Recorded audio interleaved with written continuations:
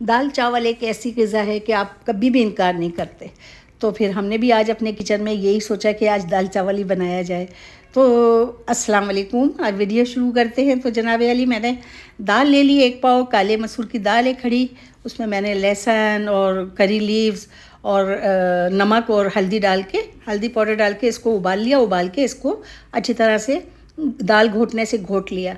उसके बाद मैंने अलग एक पैन रखा, इसमें एक प्याज डाली और प्याज जब ब्राउन हो गई तो मैंने 2 टमाटर लिए और 2-3 हरी मिर्चें और रेड चिली पाउडर, नमक और हल्दी।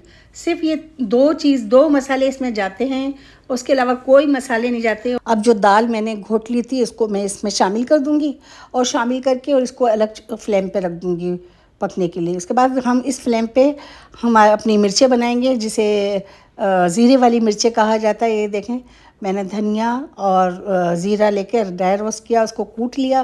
फिर पैन में मैंने तेल डाला और उसमें ये डाल दिया। इधर हमारी दाल बिल्कुल लास्ट में इसमें हरा धनिया डाला और गरम मसाला पाउडर डाल के इसको फ्लेम ऑफ कर दिया और ये तैयार हो गया।